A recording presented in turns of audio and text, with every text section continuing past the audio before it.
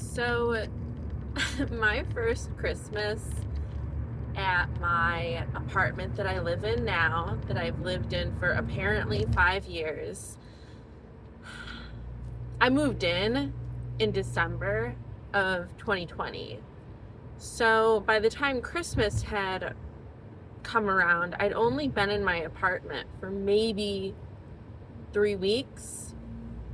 And the job that I was working, I mean, I don't think I had any PTO. So it's not like I really got days off aside from the 2 that you're allotted a week. It's not like I ever got an opportunity, even during my move, to take off extra time so that I could get stuff done. So it's Christmas, and everything except for Chinese food places basically is closed on Christmas. So this was a great opportunity for me to get as much done as I could with my apartment. Looking back, I don't even know, like, how do you move when you only have 2 days off a week and you work a full-time job? How is that even possible? Like, I don't know how I would do it now. But anyway, I had Christmas off and I was like, okay, I'm gonna get so much done. And I had an interesting relationship with my dad at that point because I had lived with him through COVID. Like, it had just worked out really well for me that because he has multiple properties and the house that he primarily lives in, at least when he's up in Cleveland, there is enough room for me to live there. And when my lease ended at the last place I was living, and I wasn't sure what I wanted to do after that, but I knew that I wasn't going to keep living there, I temporarily, quote, moved in that house. And COVID ended up going on for some years. So by the time, I would say November had come of 2020, me and my dad, we just needed a space. Like, that's the thing when you put yourself in a position to where you are accepting help from really anybody, but especially a man. Like, they will just start talking to you crazy. And my dad wasn't going to make me pay any bills or anything. He wouldn't accept that money. Like, that's gross to him. But, and it's also not like he needed it. Like, that's the thing. And why people talk so much about basically getting the ick from guys who want your money when you're living together because they want to save money and kind of benefit off of you, even though theoretically they want you to be there with them and they just love you, and that's the only reason, right? But they want you to start helping with bills and stuff like that. My dad is not that kind of guy. Like, it's one of those things where I'd be paying all of these bills anyway. Like, I don't need your help. That's what I grew up with. This video is all over the place because I'm going down memory lane. So I moved in with him and it was like good and fine for a while and he was happy to have me there. And then when I lived with my dad in my adult life, I could just see how I was like becoming my mom. And my parents are divorced. I don't know. My parents are divorced, by the way. They were like waiting for me to turn 18 for them to get divorced, because I have an older sister, so they just I just had to grow up, and then they could do what they were going to do. So I could just see that in ways I was acting like my mom, in like immature ways because I was so young. And it was like we were recreating that dynamic and that relationship.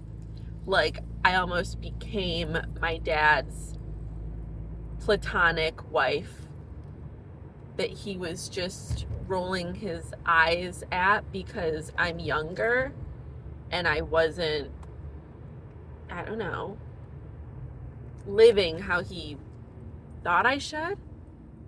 I don't know. It was weird.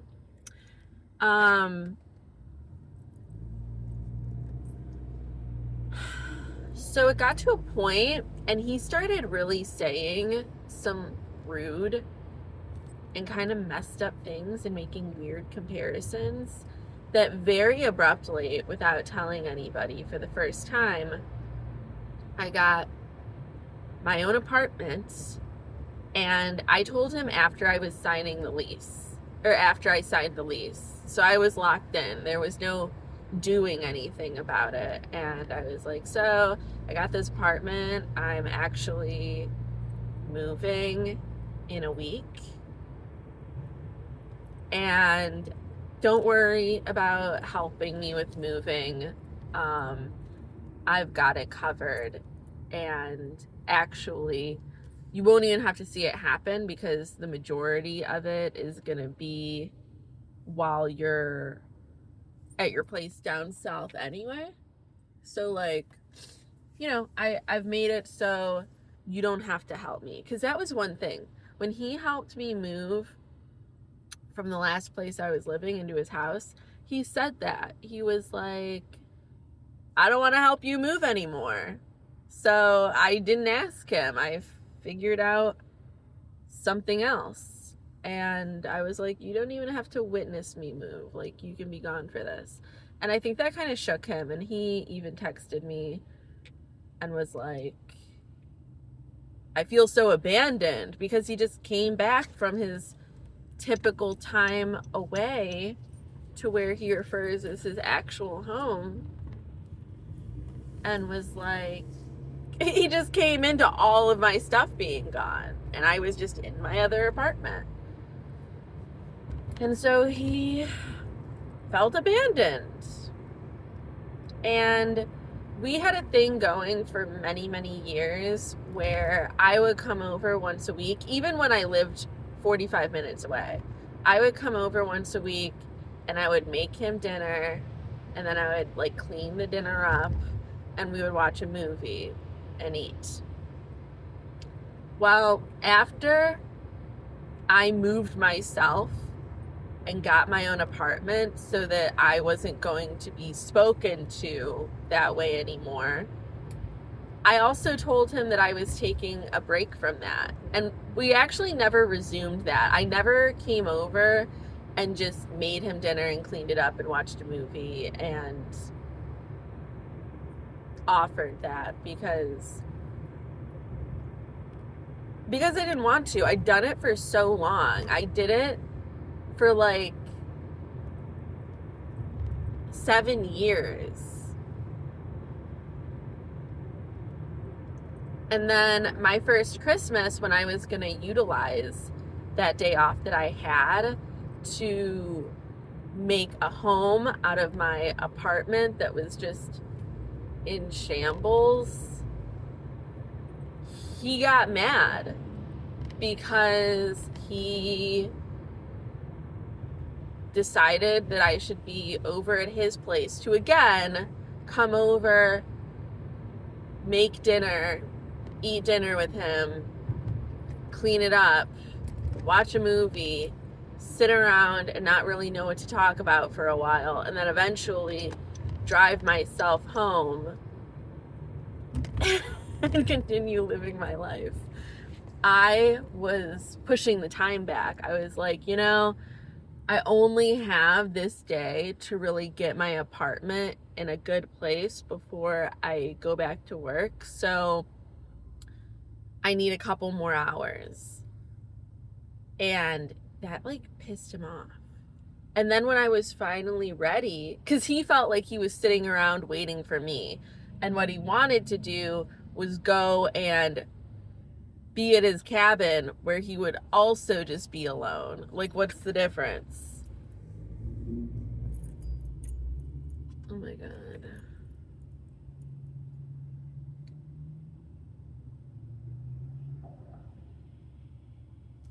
So instead of just giving me the time and the space that I needed, he like threw a fit. And then when I was about to be on my way, there was some weird divine intervention, I guess, that happened.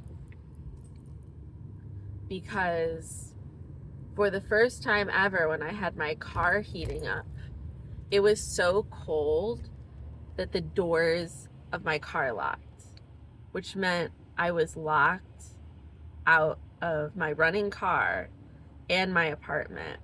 And I didn't know what to do because we were still in COVID times. Everything was shut down. It was Christmas Day anyway. There was nobody around. There was nobody to see. And so I start searching for signs of human life anywhere. And I do see this kid that lived next door in this house. And it's not in my nature to approach children asking for help, but I was desperate. So I asked that kid, I was like, hey, do you have a phone I can use? I'm locked out of my car and my apartment, and my phone is in my car. And he ran away, which, I mean, good for the kid. But he did go and get his mom. And I explained the same thing to his mom. And she like looked at me kind of sketchy, but she did hand over her phone, and I called my dad and I explained what happened. And he just starts yelling at me, berating me, saying all kinds of things like that I'm selfish and I only care about myself, and he's leaving. He's going to his cabin and screw me, and then hangs up on me. And this lady is witnessing that happening. And I just hand the phone back to her, and she was like, I hope your Christmas gets better. And I was like, yeah, thanks. Have a good Christmas. So then I wander around this new town that I just moved to for I don't even know how long. And eventually I find the fire station, and this really hot girl, I think her name was Jessica Sanchez, who had this long blonde braid. She like got my window open with a crowbar and saved the day. And the reason I bring all this up is because that is the only interaction that I ever had with my neighbor when she let me use her phone on that weird, fateful day, to where I didn't end up really talking to my dad at all. I basically went no contact for years. I only started talking to him in the past year. And I only saw her when she alone, even though she lived with a guy and had a kid, was taking the dog out by herself through all types of weather. He did it maybe 3 times, and I could tell that they argued about it. And then they had a fence, and that fence came down. The fence that would have helped her to not have to stand outside with the dog multiple times a day. And then yesterday, when I was leaving for work, I saw that something was missing. There was this strange vacancy out my window where there was once a garage, I think. And then I took a better look and realized that that house that they lived in had been demolished. and they were just gone. And it was so shocking to me. It was shocking to me that just one day they were there, and I always had this strange association with them, or at least the woman. Like, she was the one that helped me on a very terrible day in my life. And I always kind of judged her, I guess, because she always looked miserable. And I could always hear her drunkenly arguing with her boyfriend or whoever that was. But then it was just like one day, she and her family and her house, they were just gone. And by the time I got home from work, the pile was gone too.